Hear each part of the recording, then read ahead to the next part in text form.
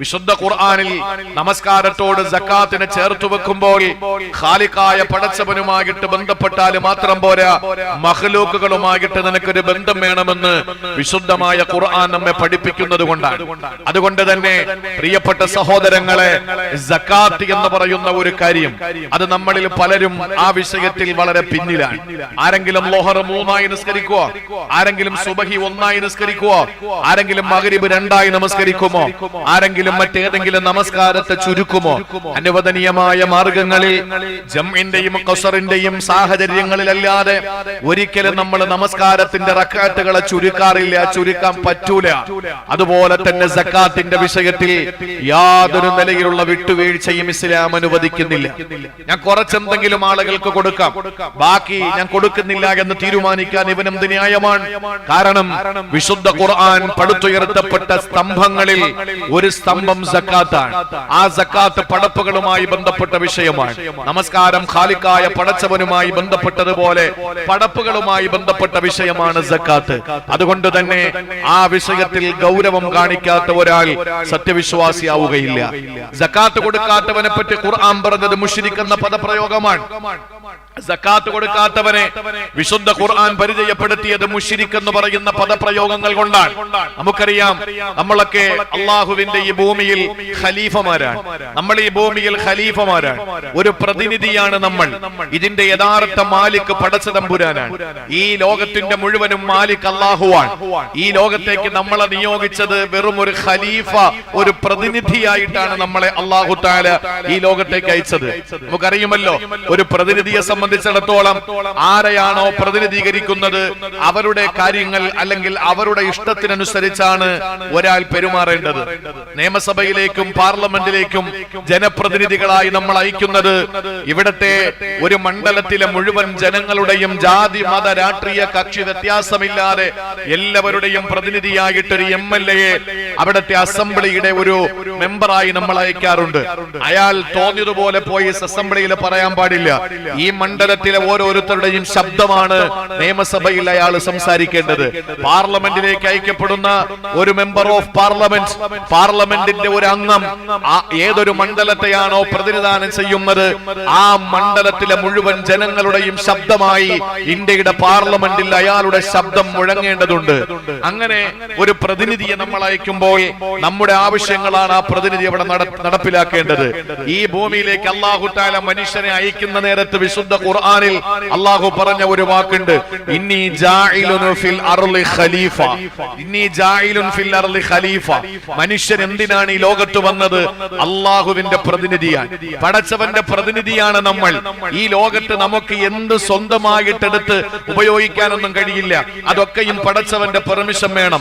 നോക്കൂ, നിങ്ങൾ ഏതെങ്കിലും ഒരു അനുഗ്രഹം നിങ്ങൾക്ക് അല്ലാഹു തന്നാൽ, ഏതെങ്കിലും ഒരു അനുഗ്രഹം, അത് മക്കളാകാം, സമ്പത്താകാം, സൗഖ്യമാകാം, സന്തോഷമാകാം, സുഖമാകാം, എന്തോ ആയിക്കോട്ടെ, നമ്മൾ എന്താ പറയുക? വാപ്പായുടെ അനന്തര സ്വത്ത് നമുക്ക് വീതം വെച്ച് തന്നു. നമുക്ക് വലിയ സന്തോഷമായി. ഏകദേശം 2-2.5 കോടി രൂപ വില വരുന്ന നമ്മുടെ ഹൃദയഭാഗത്ത്, അനന്തപുരിയുടെ ഹൃദയഭാഗത്ത് ഒരു ഫ്ലാറ്റ് വാപ്പയുടെ അനന്തര സ്വത്തായി നമുക്ക് തന്നു. വേറെ സഹോദരങ്ങൾക്ക് വേറെ സ്ഥലങ്ങളിൽ കൊടുത്തിട്ടുണ്ട്. നമുക്ക് നമ്മുടേതായ ഒരു വിഹിതം തന്നു, അനന്തര സ്വത്ത്. ആരാ തന്നത്? വാപ്പ. ആ കിട്ടിയ ഉടനെ നമ്മൾ പറയുന്നത് എന്താ? അൽഹംദു ലി അബി, എന്റെ വാപ്പാക്ക് സർവസ്തുതിയും എന്നാരും പറയാറില്ല. കാരണം എന്താ? വാപ്പയാണ് തന്നത്, ഉമ്മയാണ് തന്നത്, മകനാണ് തന്നത്, ഭർത്താവാണ് തന്നത്. ആര് തന്നാലും ആ കിട്ടിയ അനുഗ്രഹങ്ങളുടെ പേരില് നമ്മൾ ഹംദ് പറയുന്നത് അൽഹംദുലില്ലാഹ്, അല്ലാഹുവിനെ സർവസ്തുതി എന്നാണ്. അവിടെ പടച്ചോനല്ല തന്നത്, അവിടെ തന്നത് വാപ്പയാണ്. പക്ഷേ ഈ വാപ്പ നൽകിയ സ്വത്തുണ്ടല്ലോ, ആ സ്വത്ത് അത് പടച്ചവന്റേതാണ്, നമ്മുടേതല്ല.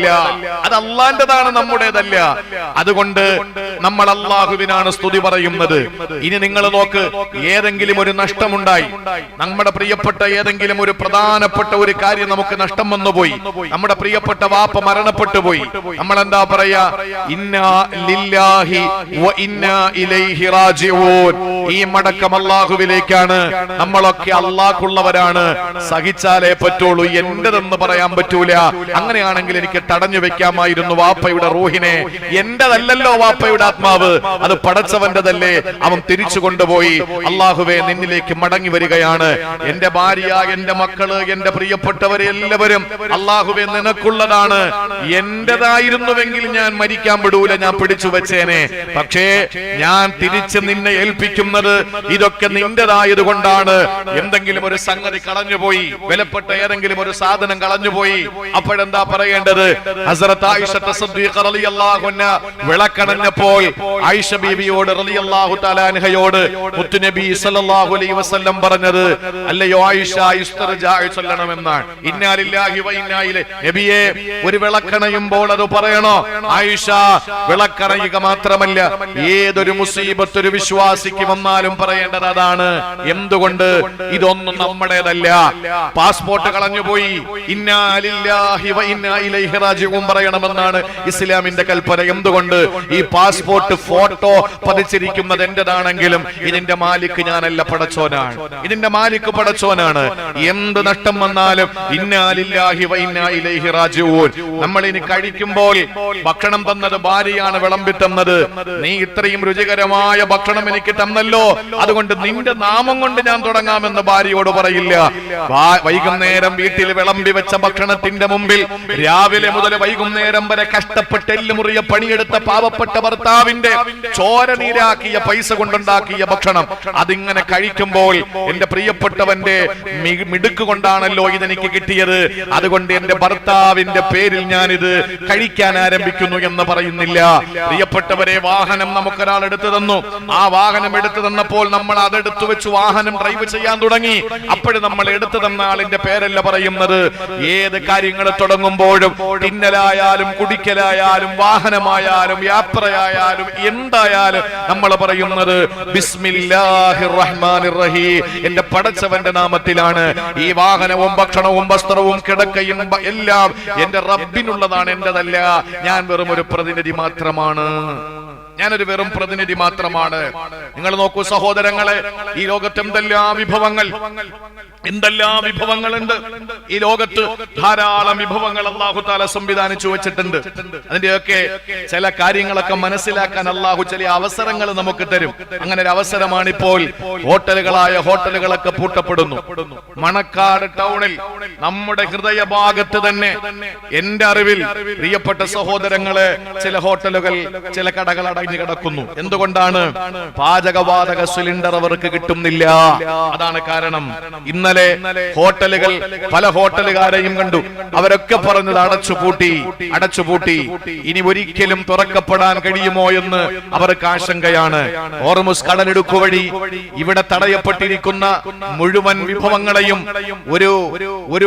ഒരു ഭരണാധികാരിയുടെ അവന്റെ മുഷ്കും അവന്റെ മൂച്ചും കാരണമായിട്ട് ലോകത്തുള്ള മുഴുവൻ മനുഷ്യരും പട്ടിണി കിടന്ന് മരിക്കുന്ന ഒരു സാഹചര്യത്തിലേക്ക് എത്തപ്പെടുമ്പോൾ ലോകരാജ്യങ്ങൾ മുഴുവനും ഇവനെ ഒന്ന് തളച്ചു കെട്ടാൻ, ഒന്ന് പിടിച്ചു കെട്ടാൻ പ്രിയപ്പെട്ട സഹോദരങ്ങളെ തയ്യാറാകുന്നില്ല. അമേരിക്കയുടെ ജനതതി മുഴുവനും പറയുന്നു ഇത് അനാവശ്യമായ യുദ്ധമാണ്, ഇതാവശ്യമില്ല.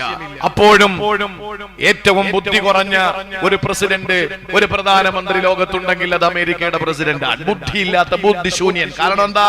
വരും വരായികളെ സംബന്ധിച്ചറിയില്ല. എവിടെയെങ്കിലും പോയി ചൊറിഞ്ഞു കൊടുക്കും.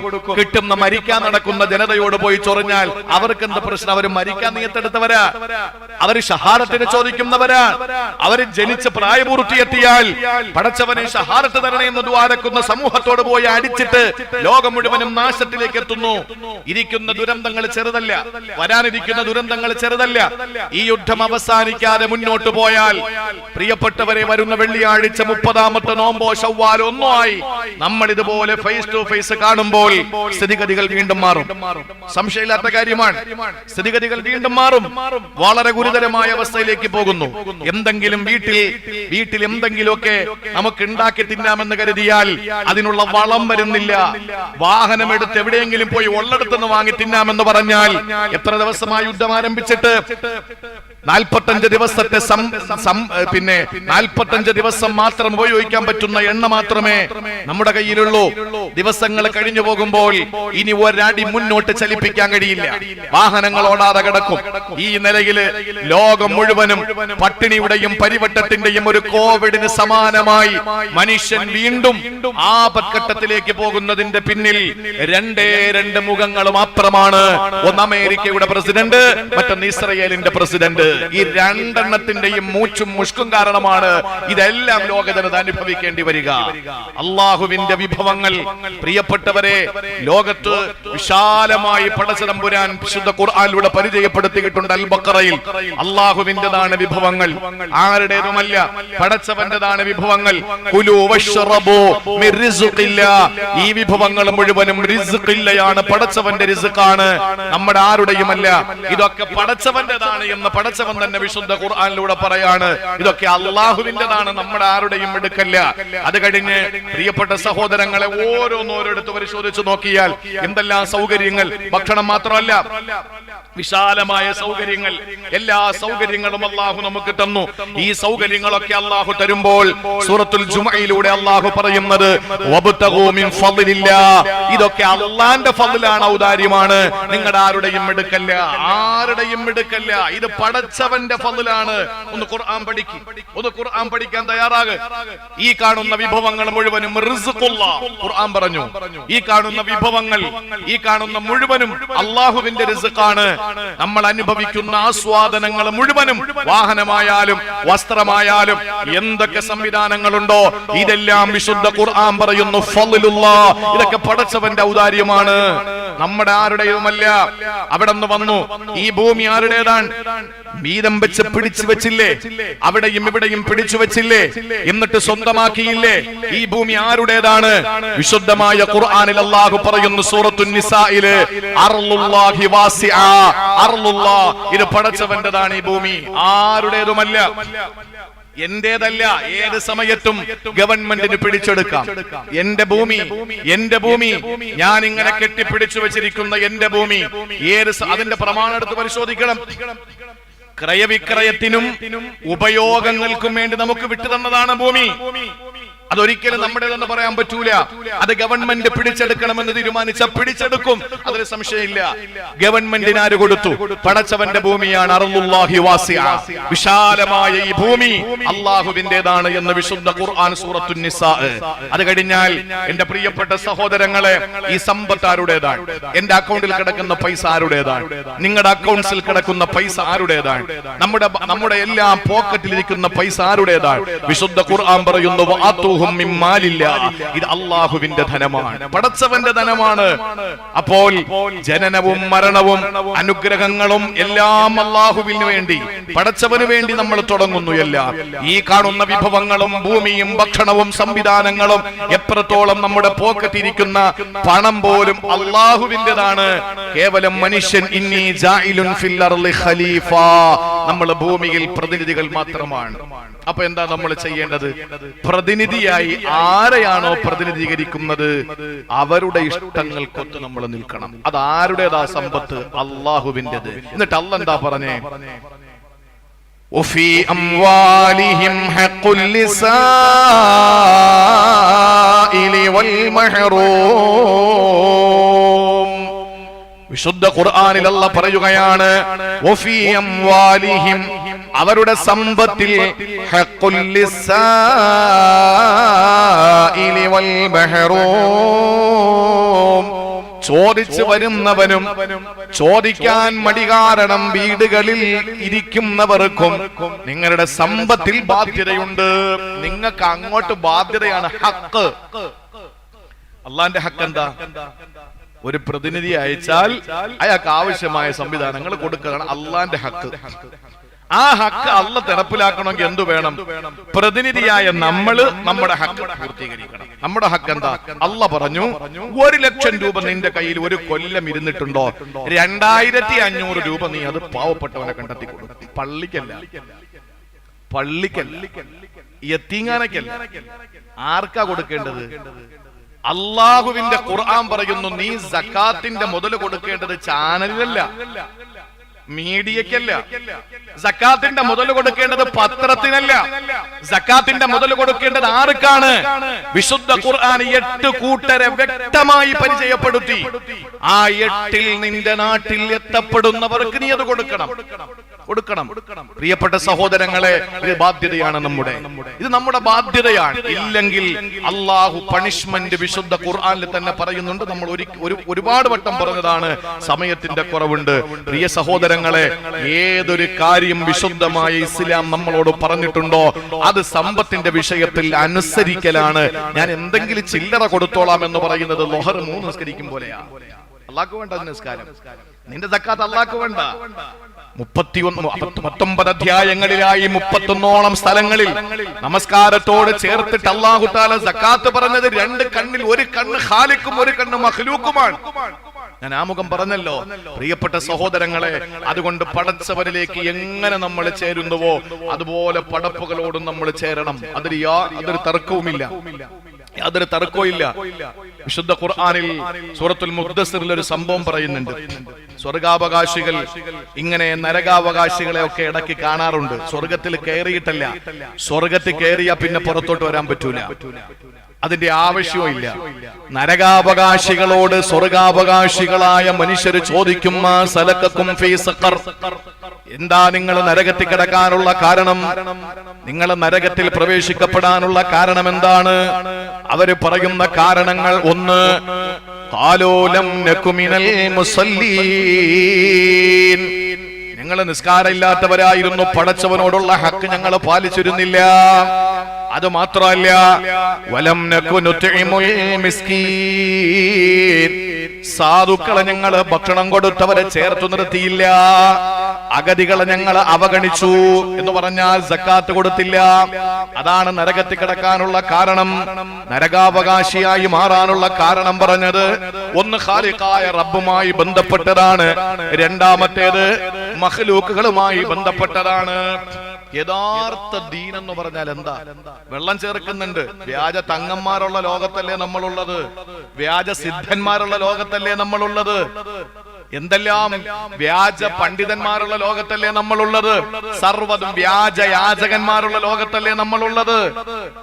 അപ്പൊ ഇങ്ങനെയൊക്കെ വ്യാജന്മാരുടെ ലോകത്തിൽ നമ്മൾ ഉണ്ടാകുമ്പോ വിശുദ്ധ ഖുർആൻ പറയുന്നു, ശരിയായ ദീൻ ഏതെന്നറിയോ? ഏതാ ശരിയായ ദീൻ?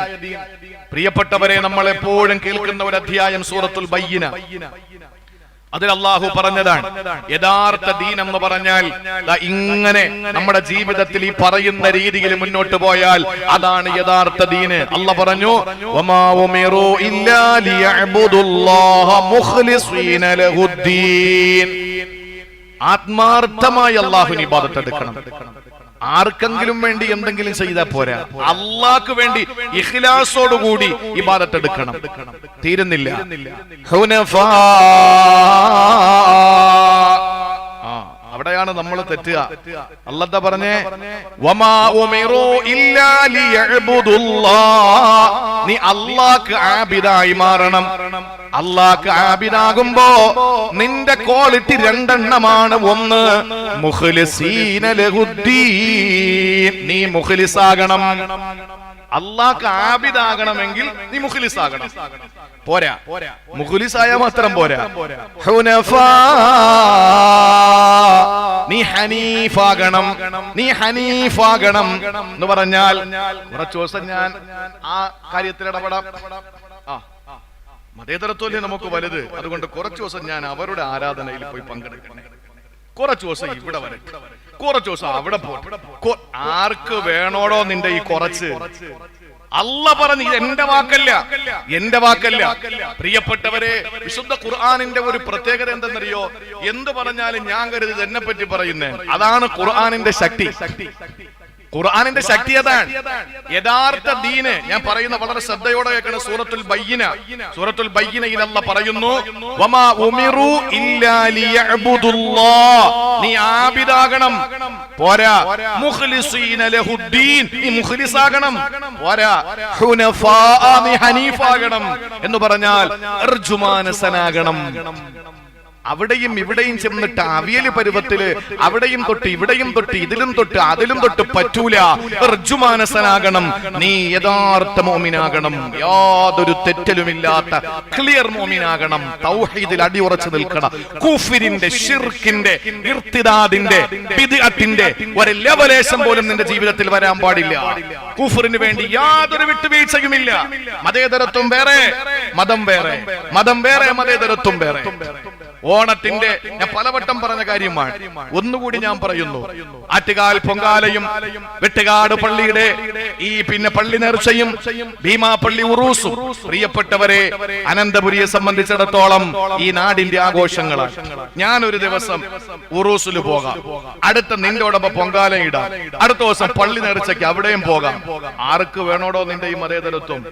പലപ്പോഴും പറയാറുണ്ട്, സ്വന്തം മതത്തോട് ആത്മാർത്ഥത ഇല്ലാത്തവന്റെ എല്ലാ മതേതര സങ്കല്പങ്ങളെയും ഗൗനിക്കണം.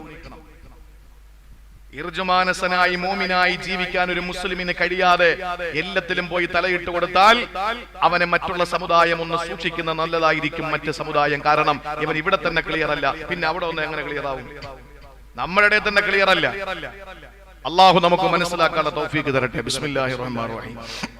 അള്ളാഹു നന്നാക്കി തരട്ടെ. ഒരു സംഭാവന ഇട്ടിട്ട് മനസ്സിൽ നിയത്ത് വെച്ച് അള്ളാഹു നമ്മുടെ എല്ലാ പ്രശ്നങ്ങളും പരിഹരിക്കട്ടെ.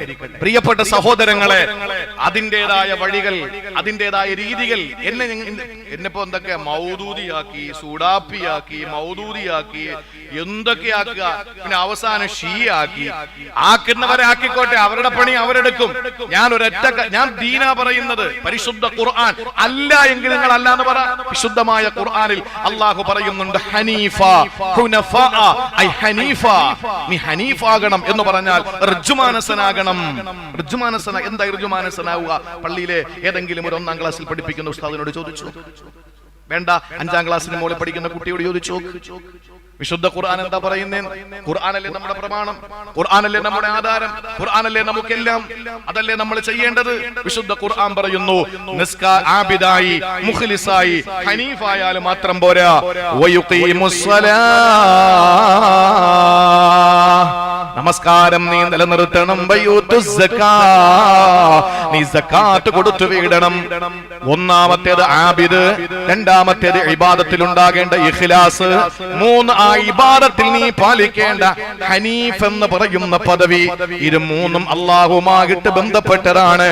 അങ്ങനെ ബന്ധപ്പെട്ട് കഴിഞ്ഞാൽ അല്ലാഹ് പറയുന്നു, നിന്റെ കർമ്മങ്ങൾ ശരിയാക്കണം. അതേതാണ്? വയുഖീമുസ്സലാ, ഞാനുമായിട്ടുള്ള ബന്ധത്തെ നീ ക്ലിയർ ആക്കണേ.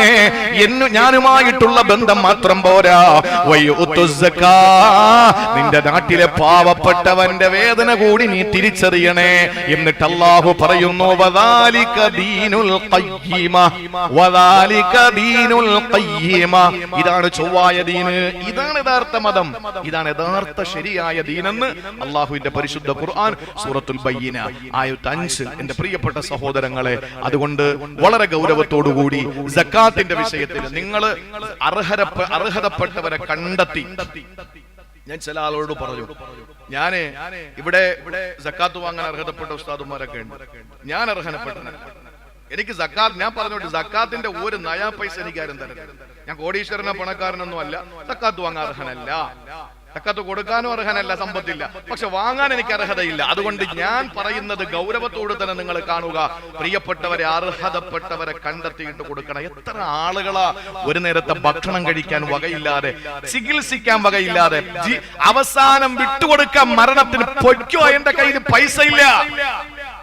അങ്ങനെയുള്ള എത്ര രോഗികളാണ് നമ്മുടെ നാട്ടിലുള്ളത്.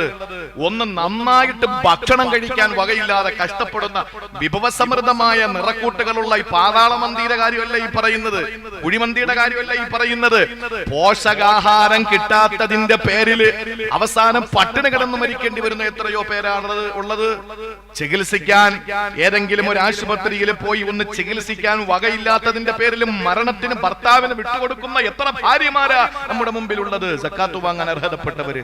എനിക്ക് അടുത്ത സമയം, ഞാൻ കഴിഞ്ഞ ഈ നമ്മുടെ മഹല്ലിലുള്ള ഒരാൾ എന്നെ കഴിഞ്ഞ വെള്ളിയാഴ്ച വന്നിട്ട് പറഞ്ഞു, ഞാൻ എല്ലാവർക്കും സക്കാത്ത് കൊടുക്കുന്നില്ല, ഒരാളെ ഞാൻ നിശ്ചയിച്ചിട്ടുണ്ട്, അയാൾക്ക് ഞാൻ നല്ല എമൗണ്ട് ഉണ്ട് ഉസ്താദേ, നല്ല എമൗണ്ട് ഉണ്ട്, ആ എമൗണ്ട് മുഴുവൻ ഞാൻ അയാൾക്ക് കൊടുക്കാം. ഞാൻ പറഞ്ഞു, അതാണ് ശരി. കാരണം എന്താ? ഇത് വാങ്ങുന്നവൻ എന്നും വാങ്ങുന്നവൻ, കൊടുക്കുന്നവനെന്നും കൊടുക്കുന്നവൻ. അടുത്ത വർഷം കൊടുക്കുന്നവൻ ഒരുത്തൻ, വാങ്ങുന്നവൻ കഴിഞ്ഞ വർഷം വാങ്ങിച്ചോൻ തന്നെ. അപ്പൊ സക്കാത്തിന്റെ വിഷയം എന്താ? മുആദ് ബിൻ ജബൽ റളിയല്ലാഹു അൻഹുവിനെ യമനിലേക്ക് നിയോഗിച്ചു. മദീനയുടെ പ്രസിഡന്റ് സയ്യിദുനാ ഉമർ ബിൻ ഖത്താബ് റളിയല്ലാഹു അൻഹു സക്കാത്ത് പിരിക്കാൻ പറഞ്ഞു. സക്കാത്തിനെ പാവങ്ങൾക്ക്, അവിടെയുള്ള ആളുകൾക്ക് തന്നെ വീതിച്ചു കൊടുക്കാൻ പറഞ്ഞു. അവിടെ തന്നെ വീതിക്കണം, ഇങ്ങോട്ട് അയക്കരുത്. അവസാനം മുആദ് റളിയല്ലാഹു അൻഹു യമൻ സ്റ്റേറ്റാണ്, സെൻട്രൽ ഗവൺമെന്റ് മദീനയിലാണ്. അപ്പൊ പ്രധാനമന്ത്രിയും പ്രസിഡന്റുമായ ഉമർ തങ്ങളുടെ പ്രതിനിധിയായി ഒരു ഗവർണറായി പോയത് മുആദ് റളിയല്ലാഹു അൻഹു ആണ്. മുആദ് റളിയല്ലാഹു അൻഹു അതിന്റെ മൂന്നിലൊന്ന് മദീനയിലേക്ക് അയച്ചു. ഉമർ തങ്ങൾ ചോദിച്ചു, കത്തെഴുതി ചോദിച്ചു, മുആദ് അവിടെ തന്നെ കൊടുക്കാനല്ലേ ഞാൻ പറഞ്ഞേ, ഇങ്ങോട്ട് കൊടുത്തോട്ട് എന്തിനാ? കേന്ദ്ര വിഹിതം തന്ന എന്തിനാ? അവിടെ തന്നെ വീതിച്ചു കൊടുത്തൂടെ? ഉമർ തങ്ങളോട് മുആദ് തങ്ങൾ കത്തെഴുതി, ഉമർ തങ്ങളെ എല്ലാ പാവങ്ങൾക്കും കൊടുത്തതിന്റെ ബാക്കിയായത്, എല്ലാ പാവങ്ങൾക്കും കൊടുത്തതിന്റെ ബാക്കിയാ. രണ്ടാമത്തെ വർഷവും മുആദ് തങ്ങളെ നിയോഗിച്ചു. മുആദ് തങ്ങൾ പകുതി, നിസ്ഫ്, ഹദീസുകളിൽ കാണാം, പകുതി കേന്ദ്ര ഗവൺമെന്റിന് കേന്ദ്ര വിഹിതമായി കൊടുത്തുവിട്ടു. ഉമർ തങ്ങൾ ചോദിച്ചു, എന്താ നീ കാണിക്കുന്നേ? കഴിഞ്ഞതിന് 1/3 തന്നു, ഇപ്പൊ പകുതി തന്നല്ലോ, അവിടെ തന്നെ വീതിച്ചു കൊടുത്തൂടെ? മുആദ് റളിയല്ലാഹു അൻഹു കത്തെഴുതി, ഉമർ തങ്ങളെ ഇവിടെയുള്ള ജനങ്ങൾ കൊടുത്തതിന്റെ ബാക്കിയായത് 3-ാം വർഷം, 3-ാം കൊല്ലം, പ്രിയപ്പെട്ടവരെ, യമനിൽ നിന്നും മുഴുവൻ സക്കാത്തിന്റെ പൈസയും കേന്ദ്ര വിഹിതമായി കൊടുത്തു. ഉമർ തങ്ങൾ ചോദിച്ചു, എന്താ അവിടെ ആർക്കും കൊടുത്തില്ലേ? ഇവിടെ ആരെങ്കിലും വേണ്ടേ തങ്ങളെ? സക്കാത്ത് വാങ്ങാൻ ആരെങ്കിലും വേണ്ടേ? ഇതാണ് ഇസ്ലാം മുന്നോട്ട് വെക്കുന്ന ദാരിദ്ര്യ നിർമ്മാർജ്ജനം. ഇതാണ് ഇസ്ലാം മുന്നോട്ട് വെക്കുന്നത്. ഞാൻ പറയുന്നു, നമ്മുടെ ഒരു മഹല്ലത്തിലുള്ള സമ്പന്നന്മാരെ കാൽക്കുലേഷൻ ചെയ്യണം, എന്നിട്ട് പാവപ്പെട്ടവരെ തെരഞ്ഞുപിടിക്കണം. ഏറ്റവും കൂടുതൽ അറിയാൻ പറ്റുന്ന നിയമസഭയ്ക്കല്ല, നമ്മളെ വോട്ട് ചോദിക്കാൻ വരും. അല്ലാതെ എത്ര ഒരു പട്ടിണി കിടക്കുന്നു അവർക്ക് പ്രശ്നമല്ല. ഞാൻ പറഞ്ഞ എന്താ, ഒരു മഹല്ലിൽ അറിയാം എത്ര സമ്പന്നരുണ്ട്, എത്ര പാവപ്പെട്ടവരുണ്ടെന്ന് മഹല്ലിനറിയാം. മഹല്ലിന്റെ രജിസ്ട്രേഷൻ എടുക്കുമ്പോൾ അറിയാം. കണ്ടെത്തണം സമ്പന്നന്മാരെത്ര, പാവപ്പെട്ടവരെത്ര, എന്നിട്ട് പാവപ്പെട്ട സമ്പന്നന്മാരെ കാണണം, കണ്ടുപിടിക്കണം. എന്നിട്ട് പറയണം, നിങ്ങളുടെ സക്കാത്തിന്റെ മുതൽ കൃത്യമായിട്ട് ഇതേ മഹല്ലിലുള്ള ഇന്ന ആളിനോ അല്ലെങ്കിൽ മറ്റേതെങ്കിലും ഒരാളിന് കൊടുക്കണം. വേണമെങ്കിൽ വക്കാലത്ത് ഏൽപ്പിച്ചോ, ഞങ്ങൾ കൊടുത്തോളാം. അയാൾ രക്ഷപ്പെട്ടു. വേറൊരു സമ്പന്നനെ കണ്ടിട്ട് ഒരു പാവപ്പെട്ടവന് കൊടുക്കണം, അയാൾ രക്ഷപ്പെട്ടു. എന്താ അടുത്ത വർഷം ഇവർ രണ്ടുപേരും സക്കാത്ത് വാങ്ങാനുണ്ടാവൂല. അതിന്റെ അടുത്ത വർഷം ഇവർ രക്ഷപ്പെടും, ഇവർ സക്കാത്ത് കൊടുക്കുന്നവരായി മാറും. ഇത് എന്നും കൊടുക്കുന്നവൻ കൊടുത്തോണ്ടിരിക്കും. കക്ക മുടിയും മുടിയ കക്കോ എന്ന് പറഞ്ഞതുപോലെ കൊടുക്കുന്നവനെന്നും കൊടുക്കുന്നു, വാങ്ങുന്നവനെന്നും വാങ്ങിക്കൊണ്ടിരിക്കുന്നു. സക്കാത്ത് കൊടുത്തു, എത്ര? 1000 രൂപ കൊടുത്തു, അവിടെ 500 കൊടുത്തു, അവനെത്ര? 250 കൊണ്ട് എന്താ ചെയ്യാ? ഈ നേരത്തെ പറഞ്ഞ പാതാളവന്തി കിട്ടുവോ? 250 കൊണ്ട് എന്താ നമുക്ക് കിട്ടുക? 1/2 കിലോ ഇറച്ചി കിട്ടുവോ? ഒന്നും കിട്ടൂല. സക്കാത്തിന്റെ മുതൽ കൃത്യമായിട്ട് കൊടുത്തു വീടിയാൽ, സക്കാത്തിന്റെ കൃത്യമായി കൊടുത്തു വിടാൽ, എന്റെ പ്രിയപ്പെട്ട സഹോദരങ്ങളെ, ദാരിദ്ര്യ നിർമ്മാർജ്ജനമെന്ന സക്കാത്തിന്റെ ലക്ഷ്യം ഇസ്ലാമിലൂടെ അല്ലാഹു തആല ലക്ഷ്യമാക്കിയത് കൃത്യമായി പൂർണിയാൻ കഴിയും. കണ്ടെത്തി കൊടുക്കുക, അർഹതപ്പെട്ടവർക്ക് കൊടുക്കുക. വീതിച്ച് 100-ഉം 200-ഉം വെച്ച് കൊടുക്കല്ലേ, ആർക്കും കിട്ടൂല, ഒരു ഉപയോഗം ഇല്ല. നമ്മുടെ സക്കാത്ത് അങ്ങനെയല്ല. ഒരാളെ പറ്റി എന്നോട് ഇന്നലെ ഒരാൾ, ഒരു ഉസ്താദാ വിളിച്ചു ചോദിച്ചു, ഇന്ന ആള് അർഹതപ്പെട്ട ആളാണോ, എന്റെ സക്കാത്തിന്റെ കുറച്ച് പൈസ കൊണ്ട് കൊടുക്കാനാ. ഞാൻ പറഞ്ഞു, അർഹതപ്പെട്ടതാണോ എന്ന് എനിക്ക് അത്ര അറിവില്ല എന്ന് പറഞ്ഞു. പറഞ്ഞു, കൊടുത്തു വീടണമല്ലോ, ഇൽമുള്ള ആളായതുകൊണ്ടാണ് അത് പറഞ്ഞത്. ഞാൻ സക്കാത്ത് കൊടുത്താൽ അത് ഹക്ക് വീടണമല്ലോ, അത് പൂർത്തിയാവണമല്ലോ, അതിന് അർഹതപ്പെട്ടവർക്കല്ലേ കൊടുക്കുക. അതുകൊണ്ട് സക്കാത്തിന്റെ വിഷയത്തിൽ ഗൗരവം തന്നെ നമ്മൾ കാണണം. അത് ഒരു വിട്ടുവീഴ്ചയില്ല. 1 കിലോ കോഴി വാങ്ങിയാൽ, ഞാൻ പൈസ കൊടുത്താ കോഴി വാങ്ങിയത്, അതുകൊണ്ട് അതിന്റെ തൂവലും തലയും കാലും ഒക്കെ ഞാൻ തിന്നാൻ പോകുന്നു എന്ന് പറഞ്ഞ് ആരും തിന്നാറില്ല. 1 കിലോ പഴം വാങ്ങിച്ചാൽ വിത്ത് തൊലിക്കാ പൈസ കൊടുക്കുക, തൊലിയും കൂടെ ഞാൻ മിണങ്ങാൻ പോകുമെന്ന് പറഞ്ഞ് നടക്കൂല. കപ്പലണ്ടി വാങ്ങിയ തൊലി കളഞ്ഞിട്ട കപ്പലണ്ടി തിന്നുക. തണ്ണിമത്തം വാങ്ങിയാൽ അതിന്റെ കുറച്ചു ഭാഗം അതിന്റെ ചുവട് മുഴട്ടി കളഞ്ഞിട്ട് അകത്തുള്ള ചോപ്പ കഴിക്കുക. കാരണം എന്താ? എല്ലാത്തിനും കൂടെ, അല്ലാതെ അകത്തിരിക്കുന്ന ചോപ്പിനല്ല പൈസ കൊടുത്തത് എന്ന് പറഞ്ഞാൽ അഴുക്ക് കളയണം. 1 ലക്ഷം രൂപ നിന്റെ ഉണ്ടെങ്കിൽ 2500 അതിന്റെ പൂടയാ, അതിന്റെ പിന്നെ തലയാ, അതിന്റെ കാലും എല്ലുവാ, അതിന്റെ വേസ്റ്റാ, അത് കളഞ്ഞണം. അത് കളഞ്ഞാലേ നിനക്ക് അല്ലാഹു തആല ബാക്കി ഉള്ള സമ്പത്തിൽ ബറക്കത്ത് ചൊരിയൂ. അതുകൊണ്ട് സക്കാത്തിന്റെ വിഷയത്തിൽ എല്ലാവരും ഗൗരവത്തോടു കൂടി തന്നെ കൃത്യമായ അറിവുള്ളവരോട് ചോദിച്ചിട്ട് എന്റെ പ്രിയപ്പെട്ട സഹോദരങ്ങളെ ആ സക്കാത്ത് കൊടുത്തു വിടാൻ ശ്രമിക്കണം. അല്ലാഹു തൗഫീഖ് നൽകി അനുഗ്രഹിക്കുമാറാവട്ടെ.